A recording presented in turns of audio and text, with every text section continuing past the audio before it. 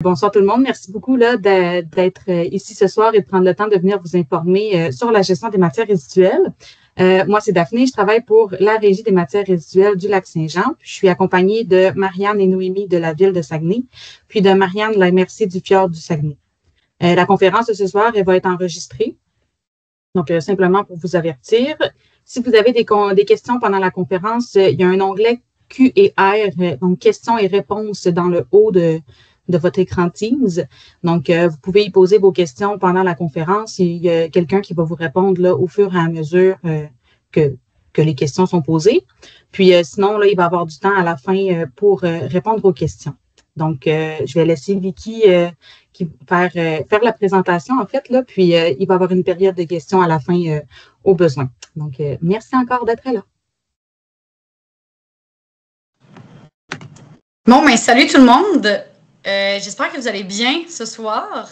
J'aimerais tester des choses. J'aimerais voir comment ça fonctionne si je vous demande de réagir. Fait que si vous êtes capable de le faire, pouvez-vous cliquer sur le petit piton, le petit bonhomme, sourire, réagir, puis mettre genre un pouce. Je veux juste voir comment ça va apparaître. OK, ça apparaît dans les petits écrans. OK, merci la gang. Bon, j'ai encore levé la main. On était proches quand même, mais c'est bien. J'apprécie. Ça fonctionne aussi. OK. Je le vois pas si longtemps, fait qu'on va voir si je suis capable de tout le temps avoir mes réactions avec ça. Fait que je vais essayer de vous poser des questions, là, puis vous faire réagir avec la main pendant la présentation. Fait que ben, je vais me présenter un petit peu. D'abord, mettons à main levée ou à pouce en l'air sur les réactions qui me connaissent déjà. Donc, faire la main levée ou le pouce en l'air pour me signifier que vous me connaissez déjà. OK, des gens, certaines personnes. Pas tant de monde que ça. OK, cool. Fait que pour ceux qui ne me connaissent pas, ben, je vais me présenter. Je suis Vicky Pedneau. Ah, j'ai applaudi. Je ne sais pas comment j'ai fait ça, mais ah non, OK, c'est la personne qui partage. OK, excellent, j'adore. Je suis Vicky Pedneau, je suis communicatrice en environnement, biologiste de formation et maintenant personnalité publique en communication environnementale. J'ai la chance, l'honneur d'être la porte-parole de la campagne de gestion des matières résiduelles de la RMR, de la MRC du Fjord du Saguenay et de la Ville de Saguenay. Fait que merci à tous. J'ai cette chance-là parce que je crée du contenu sur les réseaux sociaux et dans les médias traditionnels qui se veut, j'espère, être plus dynamique, plus positif et engageant. Puis, ben, certains d'entre vous, peut-être que vous échangez avec ce contenu-là sur les réseaux sociaux, mais sachez que ce n'est qu'une des tentacules de ma pieuvre de communication. J'œuvre à plein d'autres niveaux également. Fait que ce soir, mon but, c'est de vous présenter un peu la gestion des matières résiduelles d'une façon qui se veut plus décomplexée. Il va y avoir une période de questions, comme on dit, à la fin, mais n'hésitez pas à les mettre dans la période de questions et réponses. Puis, à la limite, là, tu sais, si certaines personnes de la GMR qui sont avec moi aujourd'hui, vous voulez les transmettre pendant la présentation, n'hésitez certainement pas à me couper. Il y a des moments aussi où est-ce que je vais un peu laisser respirer la présentation, puis je vais vous demander d'interagir. Ce sera des bons moments de prendre ces questions-là. Donc, une des premières choses que je veux vous communiquer aujourd'hui, c'est que une de mes avenues en communication environnementale, une des choses que je martèle le plus au fil du temps, c'est que je pense qu'on se trompe quand on utilise le mot qu'il faut sauver la planète. Je pense que ce n'est pas la planète qu'il faut sauver. Je pense que c'est le discours environnemental. C'est-à-dire que je pense que c'est la façon qu'on parle de l'environnement qui ne fonctionne pas. Puis c'est ce que j'essaie de faire différemment aujourd'hui. Puis on va essayer de faire ça ensemble avec la GMR, la gestion des matières résiduelles. Je vais essayer d'utiliser le moins d'acronymes possible, mais si jamais j'en utilise et que vous n'êtes pas trop à l'aise, faites juste me le mentionner puis je vais les clarifier. GMR, je vais peut-être l'utiliser quelques fois, gestion des matières résiduelles. Donc, c'est tous les processus qui entrent en ligne de compte quand on gère les déchets qui sortent de chez nous. Fait que c'est ça, j'ai décidé de prendre parole. Ben, en fait, j'ai eu la chance de prendre parole, mais j'ai décidé de faire de cette conférence-là un moment qui nous permet de nous serrer les coudes. J'essaie de vous présenter que la gestion des matières résiduelles, en fait, les déchets des uns sont quand même dans notre cours dans une certaine mesure, donc ils deviennent les déchets des autres. Puis je pense qu'au Saguenay-Lac-Saint-Jean, en passant, je viens d'Alma, là, donc je ne vais pas parler à travers mon chapeau comme ça, comme si je parlais de votre région, comme si je la connaissais de même d'office. Je viens d'Alma, puis je m'identifie à un mot qui est populaire en 2025. Je m'identifie à la région du Saguenay-Lac-Saint-Jean. Je pense qu'on est fort sur le sentiment de communauté au Saguenay-Lac-Saint-Jean. Je pense qu'on est réputé pour prendre soin les uns des autres puis être une communauté qui est tissée serrée. Puis à mon sens, la gestion des matières résiduelles, c'est une façon de prendre soin des uns des autres, que ce soit nous, la génération actuelle, nos voisins actuels, ou que ce soit pour les générations futures. Moi, je vois là une chance de s'entraider puis de se donner un futur meilleur. Puis, tu sais, la gestion des matières résiduelles, il faut voir ça aussi comme une chose qui nous motive en environnement. C'est un motivateur que de prendre action à tous les jours. À tous les jours, on a la chance de mettre des choses dans le bon bac, de se sentir engagé. Puis, même si ces gestes-là ne font pas la différence sur toute la vie, vous avez tout à fait raison de vous poser la question, est-ce que, par exemple, des jets privés ne sont pas plus polluants que moi qui recycle pas bien mon emballage de sac de chips? Tout à fait. Mais en fait, ça nous donne le sentiment d'être engagé, puis ça nous rend plus enclin après ça à prendre action encore plus ou à passer des lois qui vont être plus contraignantes peut-être pour d'autres personnes qui ne font pas leur part, à se mobiliser finalement comme citoyens du monde. Fait que c'est un petit peu ça que je veux faire aujourd'hui. Fait que prochaine diapo, je vais commencer avec une devinette un peu pour vous. Puis là, la personne qui gère les diapos, c'est le temps de me témoigner que tu m'écoutes à chaque moment. Cool. Fait que quel pourcentage de ce qu'on jette devrait vraiment aller dans la poubelle? C'est ça ma devinette. C'est-à-dire, on jette des choses dans le bac noir, la poubelle, mais c'est pas tout ce qu'il y a dans ce bac-là qui devrait vraiment aller dans la poubelle. Vous pensez que c'est quel pourcentage des choses qui devraient vraiment aller dans la poubelle? Est-ce que vous pensez que c'est plus dans l'ordre de 5 de tout ce qu'on met dans ce bac-là ou comme 80 on est presque à 80 on a presque raison à 80 Vous pouvez l'écrire dans le clavardage, si vous voulez, pour me signifier c'est quoi que vous pensez qui est la réponse à cette devinette-là. Bon, je ne m'attends pas à ce que les 67 d'entre vous l'écrivez dans le clavardage, mais si quelques-uns participent, ça va être génial. Puis si vous n'êtes pas capable d'écrire dans le clavardage, ben faites une réaction de bonhomme qui rit. Ça va nous indiquer que vous avez un problème avec le clavardage puis vous n'êtes pas capable d'écrire dedans. J'attends au moins, mettons, une réponse de devinette. Parce que là, allez-y à un pourcentage approximatif, là, plus dans le coin de 10-20 qui devrait aller là-dedans, plus dans le coin de 40-50 ou plus de 70. OK. J'attends votre réponse avec impatience dans le clavardage et ou mettre un bonhomme qui rit pour nous indiquer que vous n'êtes pas capable d'écrire dans le clavardage. Et ça va être une devinette géniale. J'ai exactement un taux de réponse de 0%. Je sais pas si c'est moi qui ne vois pas le clavardage. Est-ce que les personnes de la GMR, vous voyez le clavardage? Vous voyez le clavardage, il est bloqué. Ça ne fonctionne pas. Fait qu'on peut faire, mettons, cœur, tant de pourcentage. OK. Allons-y avec ça. OK. Fait que ceux qui pensent que c'est moins de 30 faites le cœur. Ceux qui pensent que c'est 30 à 60 faites le bonhomme qui rit. Puis ceux qui pensent que c'est plus que 60 qu'on jette correctement, faites le bonhomme surpris. Fait que moins de 30 là, dans le fond, presque tout ce qu'on met là-dedans n'est pas bon. Là, 70 ça ne devrait pas aller là-dedans. OK. Ben, j'ai eu quelques cœurs. Bonhomme qui rit pour l'autre au milieu, puis bonhomme surpris. OK. J'ai eu quelques cœurs. On va y aller avec beaucoup de monde pensait que c'était moins de 30 Donc, ben, vous avez pas exactement. Vous avez raison, mais mon écart était très loin. Dans le fond, c'est 5 de ce qu'on met, de ce qu'on jette, là, de ce qu'on rejette de notre foyer qui devrait aller dans la poubelle. Fait que là, si vous mettez tout dans la poubelle, vous avez 95 de taux d'erreur. Si vous, la poubelle, c'est pas votre poubelle la plus populaire, bien, vous êtes proche de la réalité parce que c'est 5 de ce qui sort de chez nous qui devrait se ramasser dans la poubelle. Puis, vous pouvez voir sur notre représentation ici que c'est 47 de ce qu'on jette qui devrait aller au compost, en fait. C'est sûr que là-dedans, on inclut qu'il y a une partie de gaspillage alimentaire, on essaie de s'éviter le gaspillage alimentaire comme on peut. J'imagine que vous faites des efforts là-dessus aussi, mais il y en a quand même une partie de ça qui aurait peut-être dû être carrément consommée, puis à ce moment-là, il devrait sortir par votre toilette, pas exactement dans la poubelle, mais présentement, de ce qui sort de chez nous, il y a 47 de matière organique, 35 pour le recyclage, puis 13 qui va à l'éco-centre, ce dont on va parler ce soir, entre autres. Qu'est-ce qui va à l'éco-centre, puis comment ça marche, puis pourquoi c'est important? Bon, là, 47 de matière organique, ça vous surprend peut-être.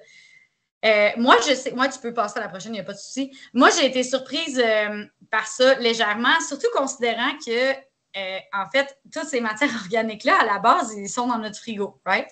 Fait que, je ne sais pas vous, moi, j'ai déjà entendu dire que c'est important de garder un frigo bien rangé dans le but de réduire le gaspillage alimentaire. Je ne sais pas si vous avez déjà entendu la même chose que, dans le fond, quand on voulait réduire le gaspillage, notre frigo, s'il était tout en désordre, on ne voyait plus les restes, on gaspillait plus. Je ne sais pas vous, mais moi, la structure hiérarchique de mon frigo est extrêmement instable. En fait, elle est aussi instable que le système politique de la Russie actuelle. Moi, j'ai absolument pas d'ordre dans mon frigo. La seule chose qui est commune, j'imagine, en votre frigo et le mien, c'est notre tiroir en bas à gauche où est-ce qu'on met nos céleris pour qu'ils se transforment en sauce à poutine. Ça, j'ai remarqué que tous les frigos au monde avaient ça. Puis, ben, naturellement, si on tenait notre frigo un peu plus en ordre, on aurait la chance qu'on ne se ramasse pas avec une situation aussi intense pour le gaspillage. Mais gaspillage ou pas, il y a quand même une bonne partie des matières qui est compostable. Puis, on va réviser ça un petit peu ensemble.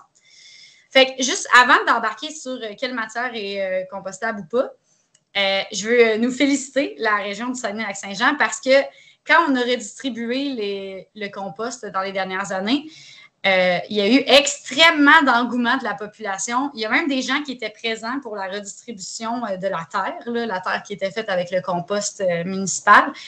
Il y a même des gens qui étaient présents le matin, là, comme à genre 6-7 heures le matin pour aller recevoir leur chaudière de terre.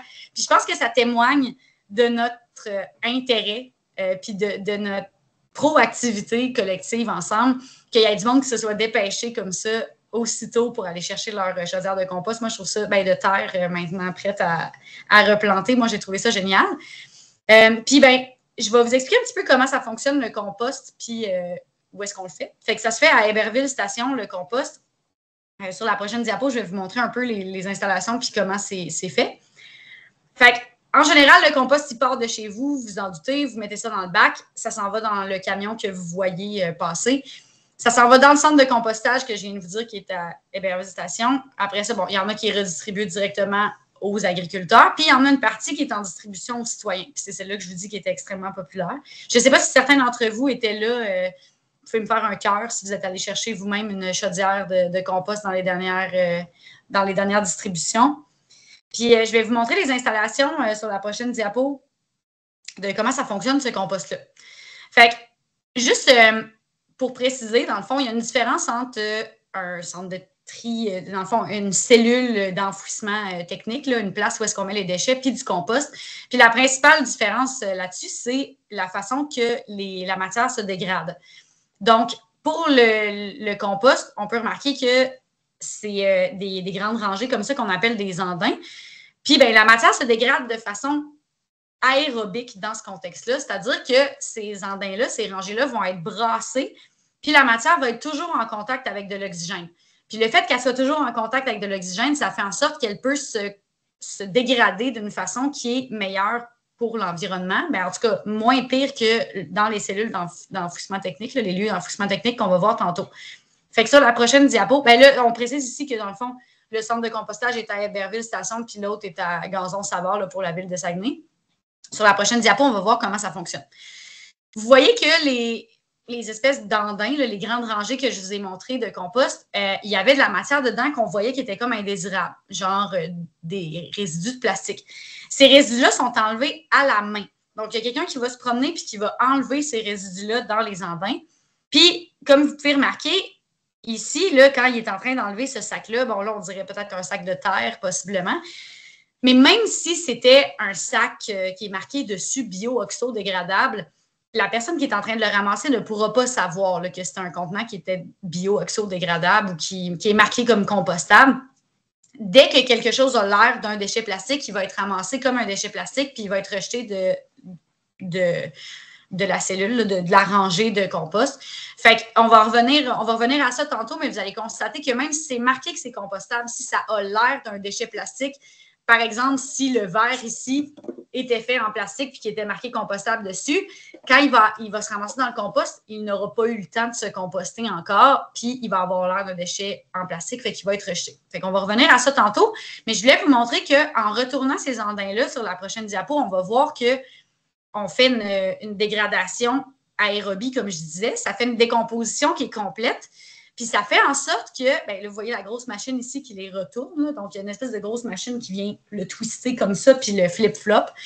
Puis ça fait en sorte sur la prochaine diapo qu'on va voir que vu que la décomposition se fait, ça atteint jusqu'à 65 degrés Celsius dans les rangées comme ça de compost. Vous l'avez peut-être déjà remarqué aussi. Bon, mon exemple va peut-être être un petit peu écœurant. Pour ceux qui ont déjà vécu ça, je ne sais pas si ça vous est déjà arrivé de laisser un sac de patates extrêmement longtemps quelque part ou juste un sac avec des déchets organiques, là, que ça peut être votre compost de maison ou quelque chose. Ça peut arriver qu'il vire chaud. Hein? Je ne sais pas si vous avez déjà vécu ça, qui devient comme vraiment, tu le prends dans tes mains et c'est chaud. Là. Moi, j'ai déjà sorti un vieux sac de patates de chez moi. Bon, vous pouvez me lancer des pierres si vous voulez, tomber dans le jugement comme vous voulez. Il était tellement vieux, le sac de patates, il s'était comme liquéfié un peu. C'était vraiment chaud, puis il y avait une quantité de mouches qui était astronomique. J'avais comme 19 ans, c'était mon premier appartement, puis je ne savais pas qu'on ne pouvait pas laisser des patates pendant des mois comme ça, vivre leur best life. Fait qu'ils n'ont pas vécu leur meilleure vie, puis ils m'ont décomposé en face. Puis je vous garantis que la matière organique en décomposition, quand c'est suffisamment aéré, ça devient chaud. Bien, ici, c'est volontaire ce qu'on fait. C'est qu'en tournant le compost comme ça, il reste constamment en contact avec de l'oxygène, puis il fait une décomposition qui est complète, puis ça fait monter ça à 65 degrés. Puis ça fait que ça accélère tellement le processus de décomposition que le compost est prêt en 3 mois. Fait qu'on peut aller à la prochaine diapo. Une fois qu'on a tout enlevé les matières à la main, comme ça, le plastique qu'on voyait, il y a des petits extraits, là, des petites particules, des fragments un peu de pollution qui peuvent rester, des fragments de plastique, des affaires qu'on ne veut pas dans le compost. Mais ça va être enlevé par tamisage. Fait que vous voyez une espèce de comme gros convoyeur, puis ça vient secouer le compost. Puis tout ce qui est trop gros par rapport aux particules de terre qu'on veut garder, ça va être retenu puis enlevé. Fait que, des fois, les petits morceaux de métal, des morceaux de plastique vont être retirés à ce moment-là. Là, vous avez vu dans la main de la personne à peu près la grosseur de fragment qui va être retiré.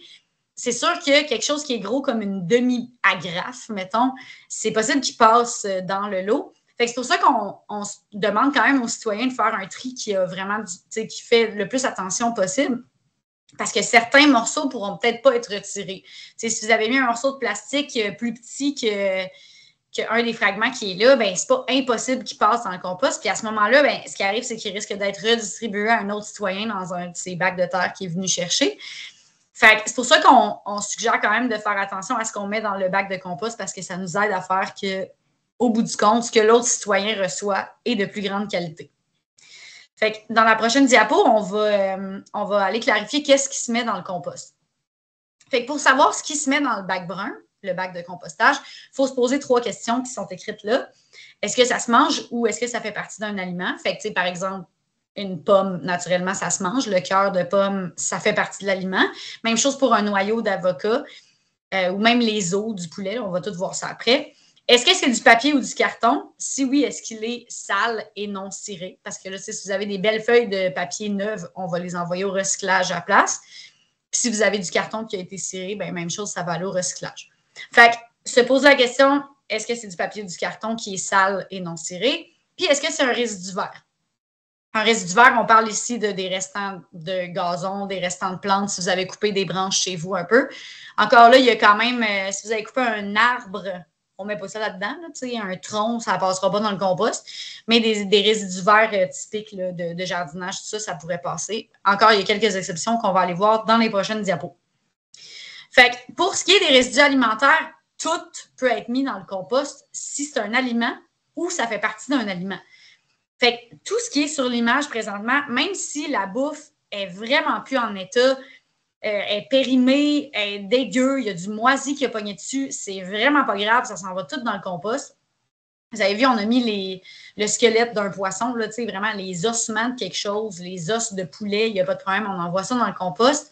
Puis vous voyez, on a mis aussi dans les espèces de produits un peu plus transformés, une poche de thé, ça va dans le compost, même avec la petite étiquette. Naturellement, si la vôtre est en plastique, non. S'il y a une agrafe dessus, peut-être l'enlever. Rendu là, si c'est le seul défaut que vous avez dans votre gestion des matières résiduelles, que vous envoyez une agrafe avec votre poche de thé, je pense qu'on va être content quand même. Le muffin, on le mentionne, vous voyez qu'il y a le papier avec. La plupart des papiers de muffin, c'est genre du papier parchemin. Il n'y a aucun problème d'envoyer ça dans le compost. Encore une fois, le papier ciré qu'on met parfois dans qu'on utilise parfois dans le fond de nos plaques ou quelque chose, lui, il n'irait pas. Mais le papier parchemin, il n'y a pas de problème. Le papier comme ça de muffin, ça va. Les coquilles d'œufs, le marc de café, là, tout le restant de motte de café qui reste dans une cafetière, on envoie ça.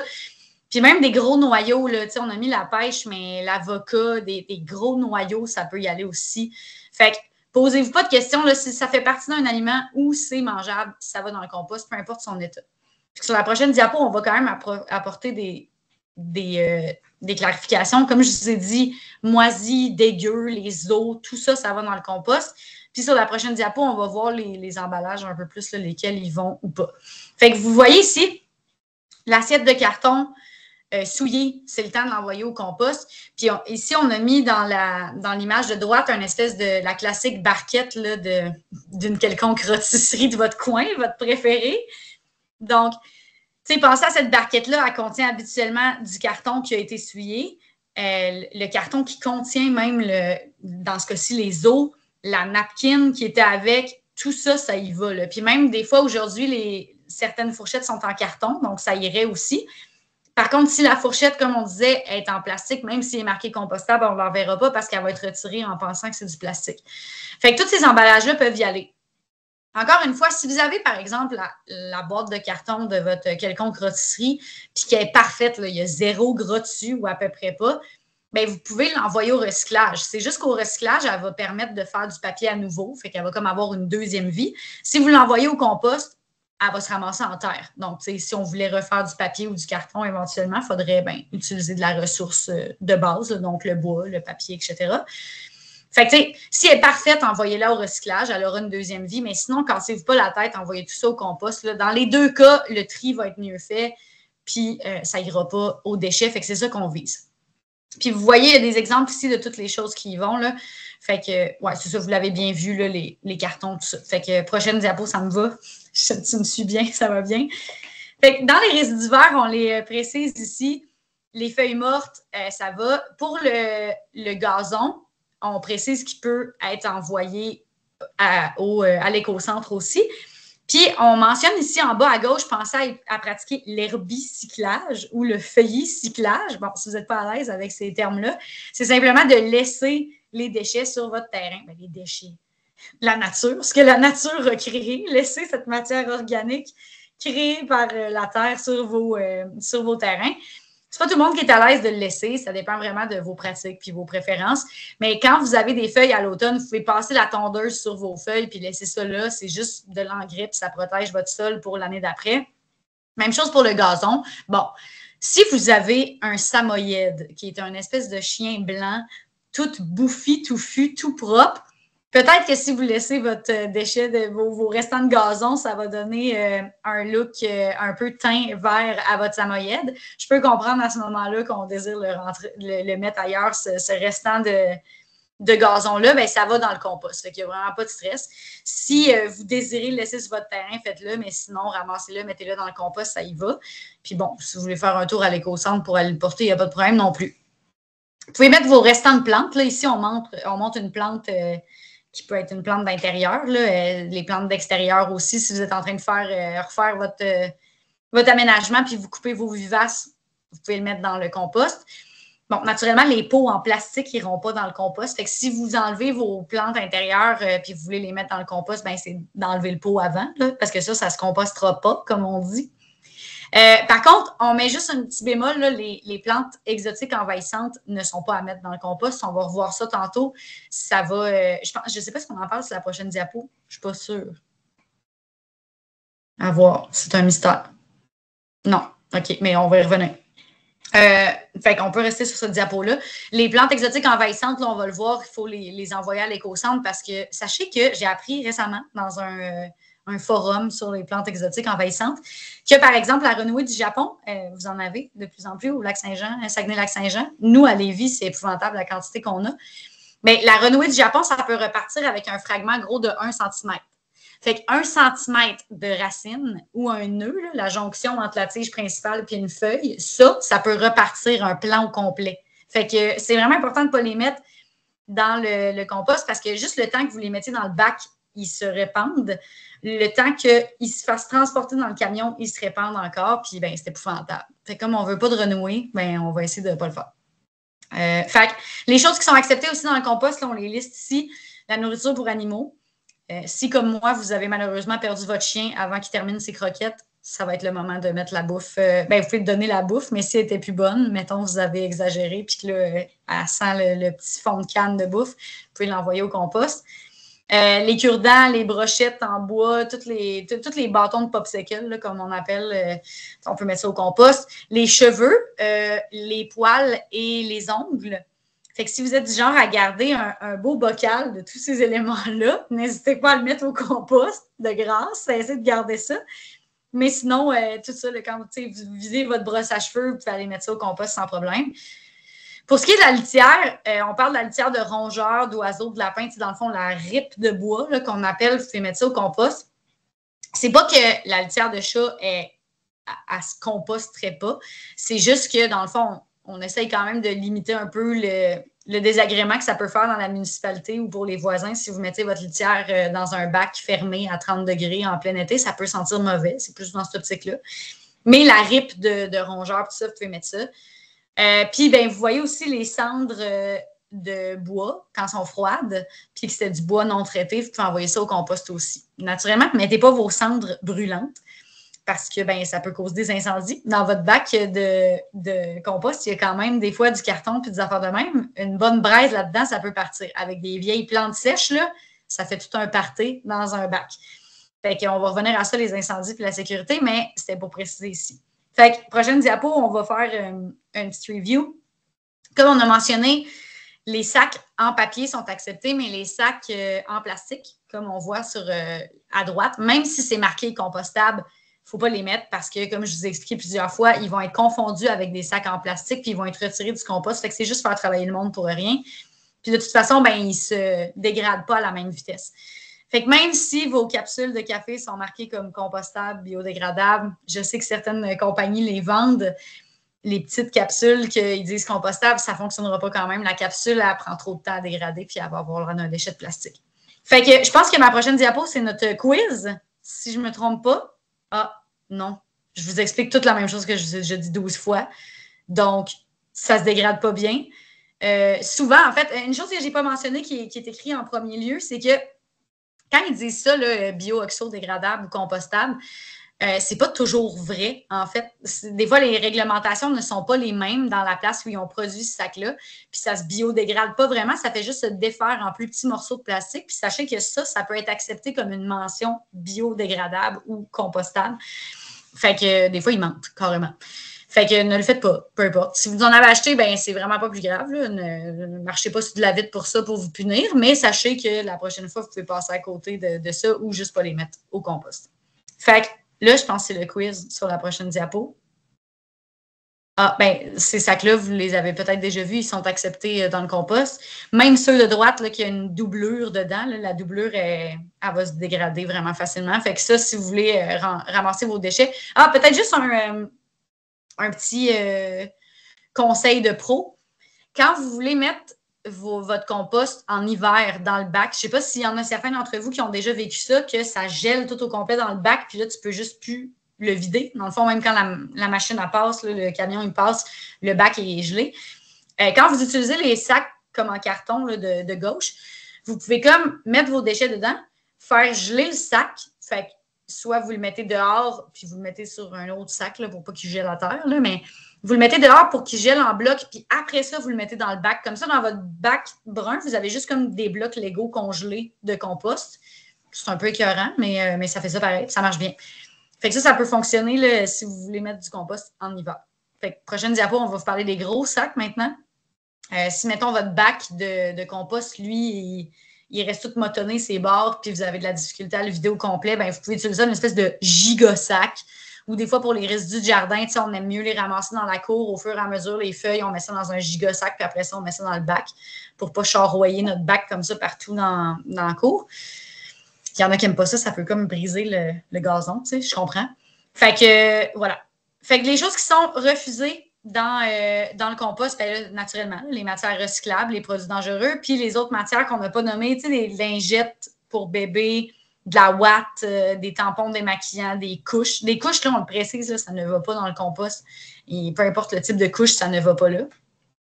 Les tampons, les serviettes hygiéniques, ça ne va tout pas dans le compost parce que ça ne se dégrade pas, en fait. Ce n'est pas parce que le sang, c'est problématique tant que ça, c'est plus parce que ça ne se dégrade pas. Bon, c'est sûr qu'il faut faire attention aux enjeux quand même de santé publique. La mousse de sécheuse, ça y va pas parce que dedans, il y a vraiment souvent des fragments de microplastique. Fait qu'on essaie d'éviter ça. Même chose pour les contenus d'aspirateur. Souvent, il y a des petites affaires dedans qui iront pas, comme des petits morceaux de vitre, des petits morceaux de métal. Puis, ben, un animal mort, je vous le précise. Si c'est écrit, c'est parce que ça s'est déjà vu. Fait que de grâce, ne mettez pas un animal mort dans votre compost. Puis des textiles qui se dégraderaient pas non plus, là, fait qu'on met pas ça. Fait que, naturellement, toutes les matières recyclables, les produits dangereux dont on va revenir, puis les autres matières qu'on a nommées ici. Prochaine diapo. Fait qu'à l'éco-centre, amener le bois qui a été teint ou peint. Fait que tout le bois traité, teint, peint, ça va aller à l'éco-centre. On ne pourra pas mettre ça dans le compost. Naturellement, tous les matériaux de construction, la peinture, les huiles, les produits chimiques, c'est toutes des choses qui vont à l'éco-centre. On va revoir ça tantôt aussi. Mais côté les produits que vous avez à la maison, que vous pourriez avoir quand vous faites de l'aménagement paysager, sable, roche, gravier, béton, ça n'ira pas dans le compost non plus. C'est sûr que si vous raclez vos feuilles puis il y a un petit peu de garnotte dedans, naturellement, là, vous ne commencerez pas à trier vos feuilles avec la garnotte. Mais pas une chaudière, rien que de ça. Puis les espèces exotiques envahissantes, on en a parlé là, tantôt, pourquoi c'est important de ne pas les mettre dans le compost. Ben, essayez de l'éviter si possible. Je pense que c'est le quiz. Yes! Fait que 6 diapos après, je voulais faire un gros suspense sur le quiz. Fait que là, regardez les 3 images. Puis, ben, faites-vous une idée dans votre tête. OK, on va y aller en votant. Est-ce que vous pensez que la brosse avec... Ben, pas la brosse, mais les cheveux qu'il y a sur la brosse, est-ce que vous pensez que ça y va? On met le cœur si on pense que ça y va. On fait réaction cœur si on pense que les cheveux, ça y va. Réaction cœur si on pense que ça y va. Oh, j'ai pas beaucoup de cœur. La gang, soit vous ne trouvez pas votre réaction ou soit vous pensez que ça y va pas. OK. Fait que j'ai aucune forme de cœur. Je vais vous préciser que les cheveux sur la brosse, ça y va. On se rappelle que les cheveux, on peut envoyer ça dans le compost. OK, j'ai un cœur qui est apparu. Merci. OK.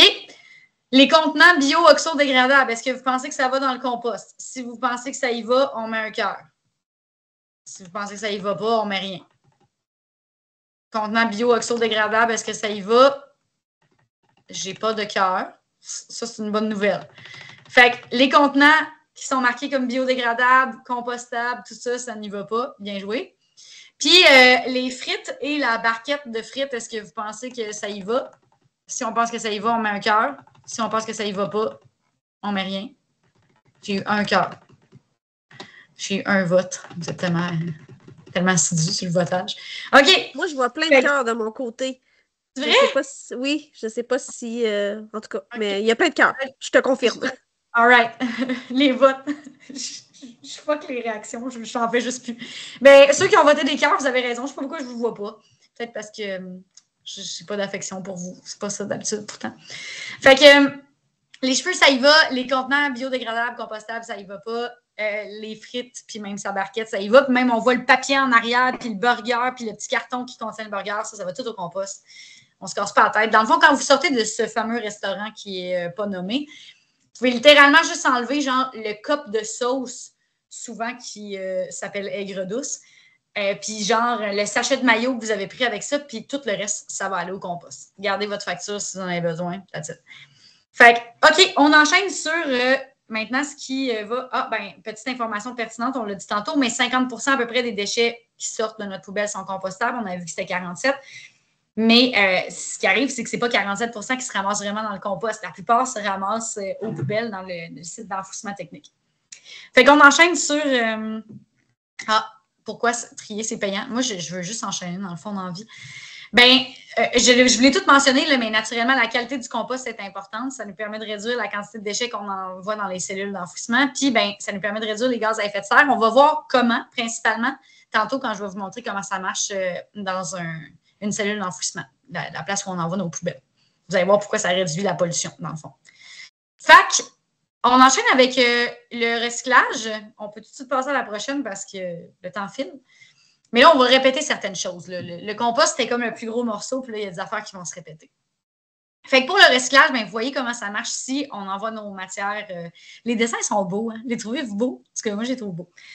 Fait qu'on envoie nos matières dans notre bac, ça s'en va dans notre camion de récupération. Bon, là, certains d'entre vous avaient peut-être déjà été témoins de la, je dirais, légende urbaine principalement, où est-ce que tous ces camions-là s'en vont aux poubelles. C'est vraiment pas la réalité de comment ça fonctionne. Jusqu'à tout récemment, les centres de tri fonctionnaient à la matière qu'ils reçoivent puis la matière qu'ils vendent. Fait que s'ils n'avaient pas reçu de matière, ils n'auraient pas pu en vendre puis ils auraient tout fait faillite. Là, ça a changé tout récemment, cette méthode-là, mais il reste qu'il y a eu un scandale sur un bac, un camion qui est allé aux poubelles. Je ne vous dis pas que ça n'est jamais arrivé, mais ce n'est pas la norme. Ces camions-là se rendent vraiment dans un centre de tri. Est-ce que 100% de la matière qu'ils contiennent va être recyclée? Non, ce n'est pas 100%, mais la plupart des centres de tri essayent de recycler tout ce qui peut l'être, puis qu'il y a un débouché pour cette matière-là. Puis des fois, il n'y a pas de débouché pour la matière, puis c'est juste en mettant de plus en plus dans le bac qu'on va quand même réussir à aller faire un changement, parce que quand on se ramasse avec 100 millions de petits jeux Oasis qui ne sont pas vraiment recyclables ou qui ont de la difficulté à trouver preneur, ça va finir par se vendre à quelqu'un quand on en a des tonnes. Fait que les centres de tri, vous en avez au Saguenay-Lac-Saint-Jean, on en a partout. Il y en a plusieurs dizaines au Québec. Puis après ça, ça va être recyclé, retransformé en d'autres matières que sur du carton, de l'aluminium recyclé, du plastique. Puis ça va retourner chez le consommateur, dans le fond, que ce soit dans les contenants que vous allez utiliser ou même dans d'autres matières. Ça peut retourner dans des affaires qui ne sont pas de l'emballage alimentaire, comme votre imprimante est peut-être faite avec du papier recyclé, du carton recyclé, du plastique recyclé, qui sait. Fait que, prochaine diapo, on va voir qu'est-ce qui... ici, vous avez un behind the scenes. On va voir s'il marche. Mais vous avez... Ah, non, ça ne fonctionne pas. On sait dessus? On l'essaie dessus? On ne l'essaie pas. Parfait. Oh, non, je pense qu'on essaie de cliquer dessus puis ça ne part pas, dans le fond. C'est ça que ça nous dit. Parce qu'on avait... Ah oui, c'est ça. Vous voyez la vitesse à laquelle ça part. Là, la vidéo n'a pas été accélérée. Là, ça, c'est la vitesse à laquelle les matières sont transportées sur le convoyeur. Là, ici, vous avez un rideau en métal qui ne sera certainement pas recyclable.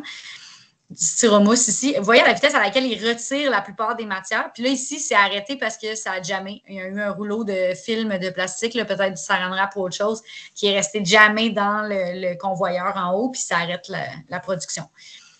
Mais c'est à cette vitesse-là que ça roule, puis que les gens enlèvent les matières qui sont non recyclables. Une chaise de patio, par exemple. Fait qu'ils enlèvent tout ça. Comme ça, c'était du bubble, là, du bubble wrap, papier bulle. Puis ça ne se recycle pas. Fait que là, ils enlèvent toutes ces affaires-là. Fait que quand on fait un meilleur tri, eux, ils en ont moins enlevé naturellement. Puis là, à la vitesse que ça passe, là, quand c'est des matières dangereuses comme une tête d'animal ou une guitare à moitié éventrée, ça peut blesser la personne. Fait que c'est pour ça qu'on parle de faire un tri qui a quand même du sens. Fait que là, depuis 2025, la façon de gérer le recyclage a changé en grande partie. Mais ça ne change pas. Ce que ça change pour vous, c'est que ça vous simplifie la vie. Du côté de la matière, par contre, ça a changé vraiment beaucoup de choses, mais on n'est pas obligé d'aller dans les coulisses du recyclage du Québec. Mais dans le fond, il y a eu une grosse campagne de communication sur Bac Impact qui nous indique que maintenant, ce qu'on met dans le recyclage, c'est contenant, emballage, imprimé, c'est tout. Fait qu'on ne se casse pas la tête. Est-ce que c'est un contenant? Est-ce que c'est un emballage? Dans ce qu'on dit que c'est un contenant. Puis, est-ce que c'est de l'imprimé, donc du papier? Oui, à ce moment-là, ça va dans le recyclage maintenant. Encore une fois, ça ne veut pas dire que toutes ces matières-là vont avoir un débouché à la seconde 1 qui sont mis dans le bac, mais ça nous permet d'abord de faciliter le tri pour les citoyens. Puis ça nous permet aussi de faire en sorte qu'il y a de plus en plus de matières qui vont avoir la chance d'être recyclées. Fait que dans les contenants, vous les avez ici, toute forme de contenant, et peu importe ce que ça contient, ça va dans le bac. Fait que les bouteilles de shampoing, les gros contenants de savon à linge puis de savon à vaisselle, comme on voit là, des contenants de crème sûre, si ça contient quelque chose, ça va dans le bac. Fait que si ça a un bouchon ou une forme de façon de le fermer, c'est sûrement un contenant, puis ça va dans le bac. En vitre, en plastique, name it, ça va aller là. On dit que certains, dans le fond, on garde le bouchon dessus, d'autres, on les enlève, ça dépend. Mais en général, si c'est la même matière, vous gardez le bouchon dessus. Fait que plastique sur plastique, vous le gardez. S'il y a un changement de matière, comme par exemple un pot en verre avec un contenant qui se ferme en métal, vous pouvez les séparer. On demande aussi de les rincer, les contenants, mais c'est pas ma PAC, là, on fait juste les rincer rapidement. Puis dans le cas des contenants qui se rincent pas bien, là, mettons le fameux beurre de pinot, vous pouvez juste passer une maryse, une langue de chat, une spatule, un séraphin, un de ces noms-là. Vous passez ça là-dedans, vous enlevez le plus gros, puis d'habitude, là, c'est réglé comme ça. Bon, pour les emballages, ben, vous ne pouvez pas vous tromper, ça sert à transporter facilement un produit, que ce soit une barquette d'œufs, une canne, les casseaux de fruits, les conserves, un sac de papier. Puis même récemment, là, maintenant, les barquettes en styromousse pour mettre de la viande, par exemple, ça, vous envoyez ça aussi. Fait que l'espèce de... Pas le styromousse en bulle, là, comme pour tenir une TV, là, ça, non. Mais le styromousse qui se défait et qui fait comme de la neige, on ne l'envoie pas. Mais le petit styromousse alimentaire qu'on met dedans de la viande ou des choses comme ça, on peut l'envoyer. Autre élément à mettre dans le compost, dans le recyclage, ben, les imprimés, comme on a dit, qu'on va voir sur la prochaine diapo. Fait que tout ce qui est du papier, de l'imprimé, une enveloppe, des revues, n'importe quoi, vous envoyez ça dans le recyclage aussi. À moins qu'il soit souillé, encore une fois, on se rappelle que là, on va l'envoyer dans le compost. Fait que ça a comme simplifié la collecte. Vous avez ici des exemples de toutes des choses qui iraient maintenant dans le recyclage. Dans le recyclage, il y a un sac ici. Vous voyez, maintenant, les sacs, on peut les mettre direct comme ça. Pas besoin de faire un sac de sac. Là. Fait que, si vous avez des sacs de pain, vous faites juste envoyer ça direct maintenant. Avant, des fois, on les compressait tout ensemble. Puis, besoin de faire ça. Puis, l'aluminium, je vais faire une petite parenthèse. Je pense que sur la prochaine diapo, peut-être on va voir l'aluminium. Un exemple. Je ne suis pas sûre. Mais l'aluminium, dans le fond, c'est ça, ça, c'est les nouveautés, c'est les choses qui y vont. Oui, mais je les ai déjà tout expliqué, là, mais tous les contenants qu'on voyait sur l'autre diapo, ça y allait maintenant, là, le papier, les emballages de chips, tout ça. L'aluminium, dans le fond, vous pouvez l'envoyer même quand il est sale. Bon, pas quand il est rempli de bouffe. Là. De toute façon, on essaie de réduire le gaspillage alimentaire, comme on avait dit. Fait que quand il est encore bien plein, non. Mais tu sais, vous faites juste vraiment enlever le plus gros puis vous envoyez tout ça, vous le refermez un peu pour pas qu'il coule partout puis vous pouvez l'envoyer direct. Fait que tu sais, dans ce cas-ci, l'image qu'on voit mettons, je sais pas, vous avez acheté des pâtes puis ça venait dans un petit affaire d'aluminium pour envoyer direct au four. Faites juste vraiment enlever le plus gros, vous le repliez comme ça. Si c'est du papier d'aluminium, mettons, vous avez fait des nachos, vous avez mangé les nachos. Le reste, vous le prenez de même, vous faites une boule avec, vous l'envoyez direct. Même quand il y a des restants alimentaires dedans, c'est vraiment pas grave. Fait que, sachez-le. Puis, ben, à la prochaine diapo, on va juste aller réviser tout ça, tout ce qui est recyclable ou pas. Fait que, ouais, c'est ça, celle des sacs de chips, là. Fait que maintenant, ça, c'est recyclable. Avant, ça ne l'était pas, ou en tout cas, vous étiez peut-être incertain. Tu sais, les cupes de yogourt, on ne savait jamais trop. Les petites affaires, là, même les jus là, de tourniquettes, là, je ne sais pas comment on appelle ça. J'ai pas d'enfant. Fait que je ne sais pas comment on appelle ces jus-là. Mais ça, maintenant, ça y va tout. Puis pas besoin de les mettre les uns dans les autres. Vous envoyez juste tout ça direct. La barquette de styromousse, qu'elle soit noire, blanche, bleue, ça y va aussi. Fait que on enchaîne. Contenant imprimé, emballage. On se rappelle, c'est ça notre mot d'ordre. Fait que là aussi, il y a la consigne maintenant. Vous savez que la consigne a changé dans les derniers temps. On a ajouté dans la consigne les autres contenants de prêt à boire, comme on voit en haut. Fait qu'avant, on avait de la consigne juste pour des cannes puis des bouteilles de bière.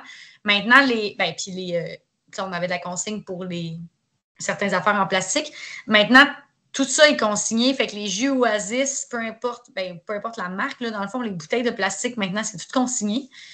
Fait que vous pouvez envoyer ça à l'épicerie. Toutes les de 100 ml à 2 litres, là, ça va être consigné comme on faisait pour la bière.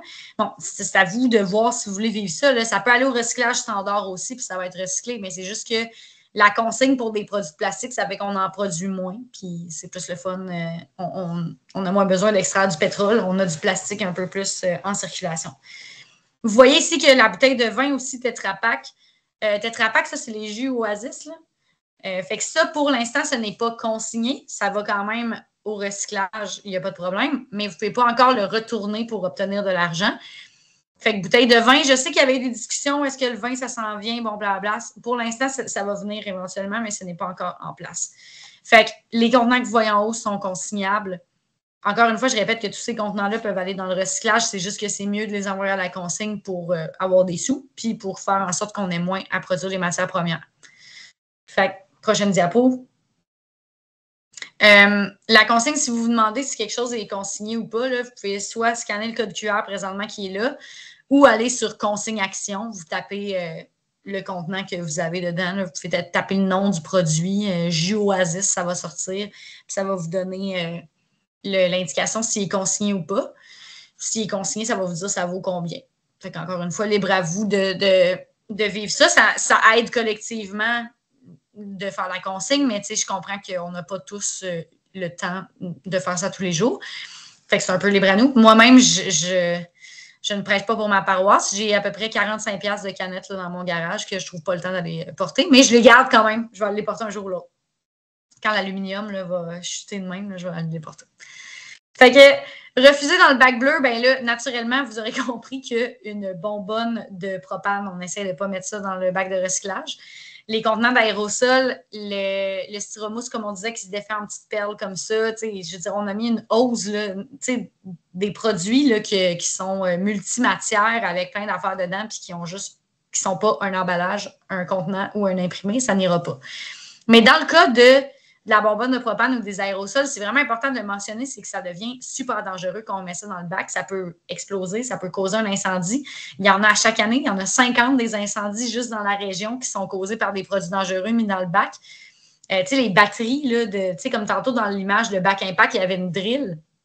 Les batteries de ces affaires-là, rendues avec la chaleur mélangée avec du propane, quand ça perce, avec du lithium qui se met à couler, ça peut vraiment faire des incendies qui sont durs à contrôler parce qu'il y a plein de matières mélangées là-dedans. Puis quand ça part là, dans un camion, là, un camion de recyclage ou même à l'éco-centre, ça peut être super, pas à l'éco-centre, au centre de tri, ça peut être super dangereux pour les personnes qui opèrent cette affaire-là. Fait que, prochaine diapo, on va aller, je pense que c'est le petit quiz, exact. Donc, quiz. Là, je ne verrai pas les cœurs, mais votez pareil. C'est important de mettre nos cœurs. Est-ce que vous pensez que la petite barquette c'est clairement du pudding chômeur, ça, je suis convaincue. La petite barquette d'aluminium avec du pudding chômeur, ça va. Je vois des cœurs. Je les vois, là. J'en vois quelques-uns. OK, vous avez raison, ça y va. Est-ce que vous pensez que le petit berlingot de lait, comme quand on était à la petite école, est-ce que vous pensez que ça y va, ça, avec le cœur? On met le cœur si on pense que le petit berlingot de lait, ça y va. OK. Parfait, le berlingot de lait. J'ai vu quelques cœurs encore. Est-ce que vous pensez que l'aérosol, le spray net, ça y va? Une bouteille compressée. On ne met pas de cœur si on dit non. On met un cœur si on dit oui. J'espère qu'il y a eu très peu de cœur parce que ça y va pas du tout. Fait que vous avez les réponses ici. Ça va à l'éco-centre. Fait que toutes les matières qu'on a dit tantôt, la bonbonne de propane, le vieux restant de hose, tout ça, envoyez ça à l'éco-centre si vous doutez. On va voir qu'il y a une application qui va pouvoir vous aider là, dans quelques minutes, mais en cas de doute, envoyez-la à l'éco-centre. Au pire, ils vont vous dire où l'envoyer eux après. Fait que prochaine diapo, on s'en va sur les déchets, si je ne me suis pas trompée. Ah, bon, les données, excusez, j'avais oublié les statistiques. Bon, fait que 21% de la matière jetée à poubelle est recyclable. On avait vu ça aussi au début. Bon, 21 à 35, là, dépendamment, là, à voir. Ce qui sort de notre maison devrait être recyclé à 35%. Présentement, il y en a encore 21% qui se ramassent dans le bac. C'est ça qui est la différence qu'on essaye de réduire. Fait que, naturellement, à la maison, vous avez la chance de faire ce premier tri-là puis d'aider les personnes qui vont éventuellement le faire à votre place dans le centre de tri. Ce qui est surtout important, c'est de réduire la quantité de déchets qu'on envoie dans les cellules d'enfouissement, puis on va voir ça tantôt. Fait que, on enchaîne à notre prochaine affaire, la poubelle. Fait que là, ici, vous avez une belle vue aérienne d'un centre d'une cellule d'enfouissement avec tous ces déchets. Puis, là, il y a une erreur sur le dessin. Est-ce que quelqu'un peut repérer l'erreur? Faites un cœur si vous avez repéré l'erreur sur le dessin. Le petit dessin de ce qui va dans la poubelle, là. Ceux qui font un cœur présentement, c'est parce que vous avez repéré qu'il y avait une erreur. C'est un dessin qu'on a fait avant 2025. Fait que ceux qui ont fait un cœur, félicitations. Il y a présentement un sac de chips sur ce dessin-là, mais maintenant, les sacs de chips, ça va au recyclage. Mais c'est juste que le dessin, il a été fait avant 2025. Fait que les sacs de chips, maintenant, on envoie ça au recyclage, mais pour le reste, en fait, on ne regarde même plus les chiffres. Là. Il n'y a plus d'affaire de regarder les chiffres en dessous.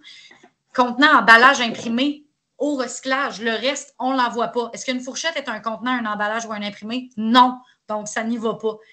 Les fourchettes en plastique, tout ça.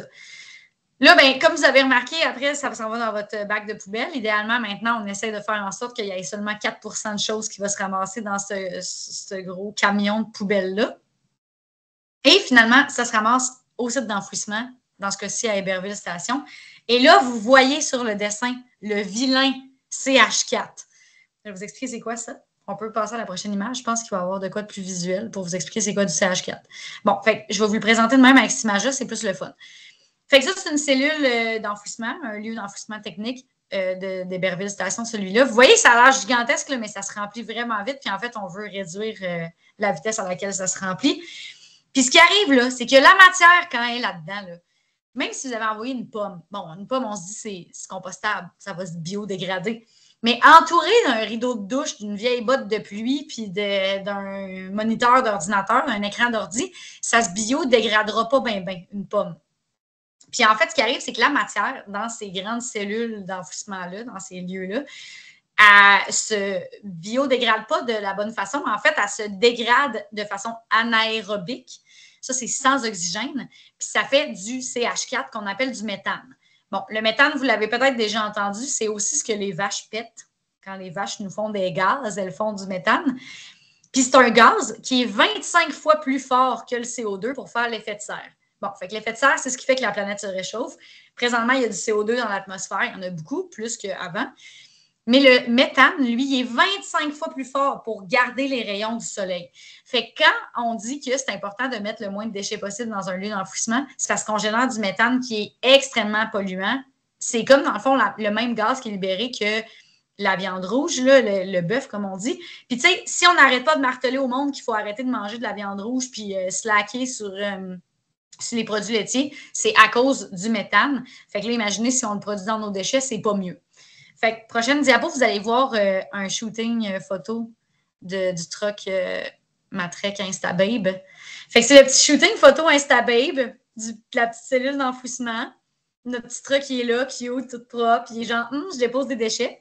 Bon, c'est moins glorieux que je le présente, mais c'est pour vous montrer l'ampleur des déchets qu'il y a là. Puis vous voyez que presque tout ce qui a de la couleur là-dessus, là, c'était sûrement du plastique qui aurait dû aller au recyclage ou du papier ou de quelque chose d'autre. La plupart des déchets qui sont là, on peut le voir, c'est genre des copes de Tim Hortons, des emballages de détergents, tout ça. Fait que, ça aurait dû aller au recyclage.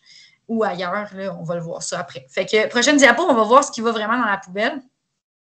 Comme on l'a précisé plusieurs fois. Ah, ben là, vous avez la grosseur d'une machinerie dans la cellule, dans le lieu d'enfouissement technique. Tu sais, c'est gigantesque, là, ces bébelles-là, ces petits tonkas-là, pour ramasser les affaires. Puis là, vous voyez, ça a l'air tout petit. Fait qu'en moyenne, on produit 1 tonne de déchets par année, un foyer moyen. Puis ça, c'est à la grandeur. C'est la donnée qui est propre au Saguenay-Lac-Saint-Jean, mais c'est vrai aussi dans le reste du Québec. 1 tonne de déchets, c'est énorme, là.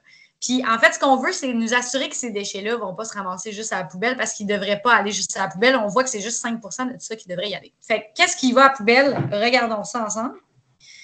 Bien, en fait, il y a très peu de choses qui vont à la poubelle. Fait que, on n'aura pas le même genre de petit quiz que tantôt.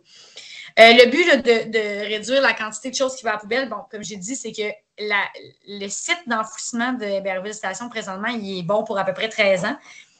On pourrait augmenter sa durée de vie puis pas avoir à en faire un autre dépotoir à air ouvert comme ça un peu plus loin. Naturellement, si vous ne voulez pas ça dans votre cours, ben aidez-nous à faire qu'ils se remplissent moins vite. Puis je l'ai parlé pour le méthane. Puis en fait, tout ce que vous avez envoyé là depuis votre naissance est sûrement encore là parce que ça ne se dégrade pas de cette façon-là. Ça fait juste tranquillement produire du méthane puis ça ne dégrade pas beaucoup. Fait que on enchaîne sur ce qui va à la poubelle.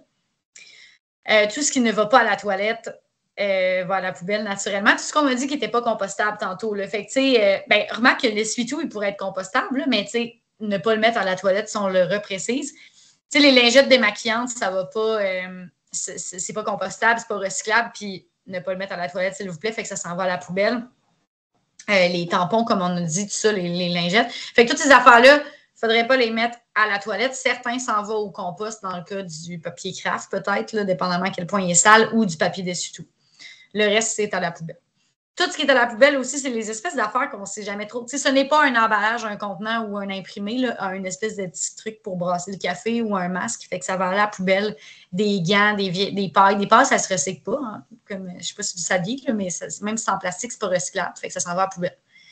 Il y a d'autres éléments aussi qui vont à la poubelle, comme par exemple, prochaine diapo, quand on a des vieux vêtements. Tu sais, comme là, on a mis ben là, je vous donne un peu la réponse parce qu'on ne l'avait pas sur la diapo d'avant, mais tu sais, des vieilles affaires qui ne pourront pas non plus être amenées dans un centre de dons. Là. Tu sais, des vieux souliers tout pleins de trous, ça ne sera pas donné. Là.